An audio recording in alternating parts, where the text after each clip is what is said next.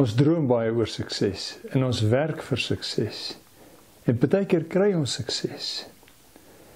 Maar die voorspoed wat met sukses gepaard gaan, kan geweldig gevaarlik wees. Kom ons dink vandag daaroor. Here, hierdie is ons een lewe waarvan ons die meeste wil maak. En ons droom daaroor dat hierdie lewe vir ons goed sal wees. Maar ons weet vandag dat sonder U kan dit nie goed wees nie. En daarom wil ons by U kom sit en by U leer. Wil U vandag uit die woord met ons praat. Amen. Ons lees Deuteronomium 8 van vers 1 af. Jy moet elke gebod wat ek jou vandag gee gehoorsaam en daarvolgens lewe. Dan sal jy bly lewe, baie word, die land ingaan en dit in besit neem soos die Here met 'n eed aan jou voorvaders beloof het. Jy moet onthou hoe die Here jou God jou nou 40 jaar lank in die woestyn gelei het. Hy het dit gedoen om jou nederig te laat word en om jou op die proef te stel, sodat hy kan weet wat jy dink en of jy sy gebooie sal gehoorsaam of nie. Hy het jou laat swaar kry, laat honger ly en toe met manna gevoed, iets waarmee nog jou voorvaders bekend was. Hy het dit gedoen om jou te leer dat 'n mens nie net van brood leef nie, maar dat hy leef van elke woord wat uit die mond van God kom. Jou klere het in die 40 jaar nie verslyt nie. Jou voete het nie geswel nie. Jy moet diep in jou hart weet, soos 'n man dissipline by sy kind kweek, so het die Here jou God vir jou dissipline geleer. Jy moet diep in jou hart weet, soos 'n man dissipline by sy kind kweek, so het die Here jou God vir jou dissipline geleer. Die volk in Egipte, hulle is deur Josef, wat soontoe gegaan het weens die hongersnood, het sy familie na hom toe getrek. En daardie volk gebly vir meer as 400 jaar, geslagte.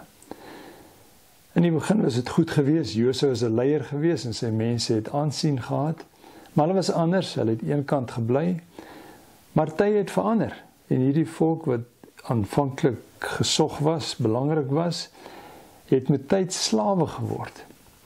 En hulle het die mense geword wat die arbeid moes doen vir die massiewe bouwerk wat die Egiptenare gehad het. En die Egiptenare was effektiewe bouers, wat beteken hulle arbeiders moes hulle kant bring. En daarom was hulle harde baase gewees, het hoë eise gestel het. En die mense het hard gewerk. Lang ure, geweldige dissipline, geen agting, slawe. Maar by slaaf wees het hulle iets anders gehad en dit het die Egiptenare gesnap. Jy kan nie iemand hard laat werk as hy nie goed geëet het nie. So hulle het, as die werk klaar was elke dag, het hulle 'n goeie dag gehad, goeie kos gekry van die Egiptenare, rus en vrede gekry, hulle moes uitrus om reg te wees vir die volgende dag. En in daardie proses het hulle dan nie waardigheid gehad nie, maar het 'n goeie lewe gehad. Tot op 'n dag, net na 400 jaar. Toe daar Farao kom, wat begin sommetjies maak en besef, maar hierdie klomp arbeiders is nou besig om baie meer as ons te word. En hulle gaan nie baie lank tevrede wees om beheer te word nie. As hulle rug styf maak en hulle voet neersit, het ons moeilikheid. So hierdie is die getal wat hulle mag wees, hulle mag nie meer word nie. En dan gee hy die opdrag, vroeg in Exodus, dat al die seentjies doodgemaak moes word. Nou ja, dis nie tyd toe Moses gebore is, en ons weet wat toe verder met hom gebeur het. Die volk kon toe nie aangaan nie. Hulle het nooit waardigheid gehad nie, wel 'n goeie lewe, maar nou is hulle lewe bedreig. En daarom het hulle na die Here uitgeroep en gesê, Here, asseblief, wil U ons nie help nie, ons is nie moeilikheid, die mense is te sterk. En dan op 'n wonderbaarlike manier gryp God in. En wat 'n aangrypende verhaal, hoe die volk uit Egipte gelei is, deur die Here se uitkoms, en hoe wonderwerk op wonderwerk plaasvind, en toe hulle uitgaan, hoe hulle vasgekeer word, en die Egiptenare op pad is, en die see oopgaan, hulle deurgaan, en hulle veilig is. Die Here het vir hulle gesê, wel, ek het julle net uitgelei om julle op 'n ander plek te sit nie, ek lei julle 'n nuwe toekoms in, en hy vat hulle na 'n nuwe land toe. En dit vat hulle so 2 jaar se trek, is 'n groot klomp mense, vat hulle so 2 jaar se trek om by die nuwe land uit te kom. En hy stuur toe verspieders en sê, gaan kyk 'n bietjie wat die moontlikhede van hierdie land is en wat dit gaan behels om in hierdie land 'n plek te kry. 12 verspieders gaan uit, kom terug en 2 van hulle sê, hierdie is ons kans. Hierdie Here wat ons tot hier toe gelei het, sal ons hier ook lei. Die uitdagings is groot, die mense is sterk, maar dis 'n mooi land en dis 'n land waar ons die Here kan dien. Die ander sê, daar is nie 'n manier nie, dis te groot, te sterk, ons sal dit nooit maak nie. En dan kom daar 'n kruispunt in die volk se lewe as die Here vir hulle sê, weet julle, ek gaan nie met julle hierdie land kan ingaan nie. Dis geweldige uitdagings wat vir julle wag. Julle het hard gewerk daar, maar julle het ook lui geword. Julle het nie nodig gehad om julle kos te verdien nie, dit het na julle toe gekom. En dan doen hy 'n drastiese ding. En dit is, hy stuur hulle terug woestyn toe. Nou net deur die woestyn gekom, hy stuur hulle terug woestyn toe vir 40 jaar. Al 2 jaar verby, 38 jaar nog.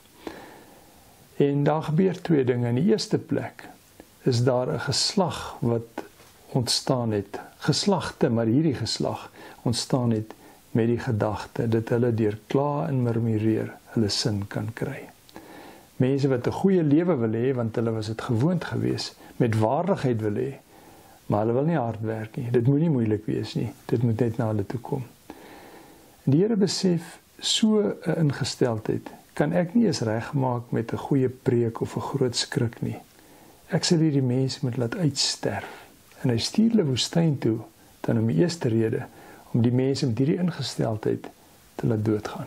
Dat die lewe dan in sy loop met hulle neem en dat hulle sterf. Maar as hulle in hulle land gebly het waar hulle was, dan het hulle die nuwe geslag ook so groot gemaak. So die tog deur die woestyn kweek 'n nuwe geslag wat anders groot word as hulle ouers. Mense wat swaar kry ken. Mense wat 'n moeilike lewe ken. En as hulle gedink het die lewe in Egipte is swaar, dis niks.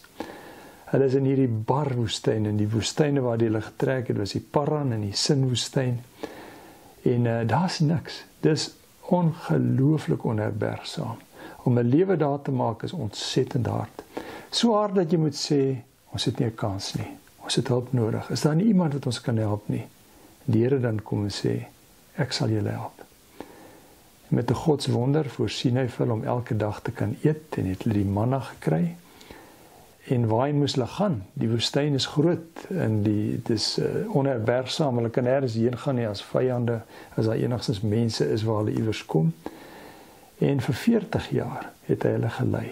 Het hy vir hulle die tabernakel gegee, waar hulle hom gedien het, geleer het om respek vir God te hê en gehoorsaam te wees aan hom, om hom te leer vertrou, om afhanklik te wees van sy leiding, elke dag na hom op te kyk. En dit het hulle DNA geword, om so afhanklik van die Here te wees, om in swaar kry gevorm te word. Daarom sê hy, ek het julle in hierdie tyd verander. Ek het julle by julle dissipline gekweek, soos 'n man met sy seun werk. En jy sou kon sê, maar dit is hard. Dis onmenslik dat hy so doen. Nee, dis juis omdat hy vir jou omgee, dat hy hoë standaarde stel. En in die hoë standaarde is die eerste natuurlike ontsettende respek vir God. En te weet dat alles wat ek het, is uit sy hand. Waarheen moet hulle trek? Hulle het bloot die vuurkolom gevolg in die nag, en die wolkkolom in die dag. En hulle kos het hulle van hom gekry, vir 40 jaar.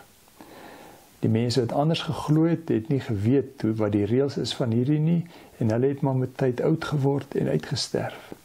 Maar die nuwe geslag het 'n nuwe tipe mens tot gevolg gehad. En daardie tipe mens vat die Here toe na die nuwe land toe. En hy berei hulle voor vir geweldige uitdagings wat vir hulle wag. En in ons lewens is dit ook waar, dat die woestyntye belangrike tye is. Woestyntye is die tye waarin ons karakter gekweek word, waarin ons integriteit snap. Woestyntye is sleg as daar nie 'n wolkkolom is nie, as daar nie die Here se genade is nie, as daar nie sy versorging en liefde is nie, dan is dit hard, en dan knou dit my, en dan soek ek juist kort paaie. Maar as ek in swaar kry, naby die Here leef, dan begin daar 'n nuwe DNA, 'n nuwe mens. En dit is die tye waar ons eintlik gevorm word om die groot uitdagings wat die lewe bied, die geweldige eise wat hulle gestel word in die nuwe land. Die verspieders het hulle gewaarsku en gesê, dit is groot mense en hulle is sterk en hulle is lus vir beklei. Die volk wou nog vrede maak en vir hulle sê, kan jy ons net dit verbytrek na 'n plek toe daai mense het gesê, niemand gaan nie verby nie, ons maak vir julle dood. En hy het hulle voorberei om dit te kan hanteer. En dit is telkens die mense wat sterk ander kant uitkom, is mense wat deur swaar kry, deur harde werk, vorm aangeneem het. En daardie mense pak die lewe aan en maak 'n verskil. En hulle kry dan voorspoed, maar anders is mense, en enige mens kan voorspoed kry, sonder dat jy integriteit het, dis nie die probleem nie. Maar om daardie voorspoed te hou is ingewikkeld. Want mense wat voorspoed het sonder karakter en sonder integriteit, word arrogant. Nou dan is dit die einde. Dan is jy die laaste geslag, jy sal ondergaan. Maar wanneer jy voorspoed het met integriteit, dan bou jy daardie voorspoed uit. En dan is jy dankbaar. Dit is een van die beste kenmerke van mense wat deur swaar kry gevorm is vir goeie tye later, is dat hulle dankbaar is. Nooit sê, dis weens my vermoëns en my krag dat ek dit reg gekry het nie, maar altyd sê, dis die Here wat my gehelp het. Dis hy wat vir my gesorg het. En terselfdertyd besef hulle, maar dis ook aan hom wat ek verantwoordelik is. En daarom wil ek deur sy oë kyk na die wêreld om my, die kliënte wat met my werk, die nood wat daar om my is. En dan kry ons uit voorspoed nuwe lewe, nuwe krag. Voorspoed het integriteit nodig.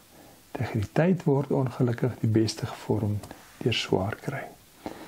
En daarom in watter fase ons ook al is, kom ons wees bewus daarvan dat die Here die een is oor wie dit gaan. Sonder hom is ons gedoem. Met hom, daar is nie ander moontlikheid nie. Kom ons vertroetel dit wat ons aan hom het. Here, ons wil bid. Ons kan nie anders nie. Want ons sien raak dat U die antwoord is en dat U lewe bring. Dankie dat U dit vir ons bring.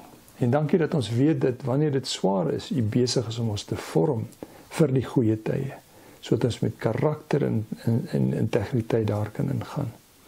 Wil U ons help? Wil U ons help om U waardig te wees?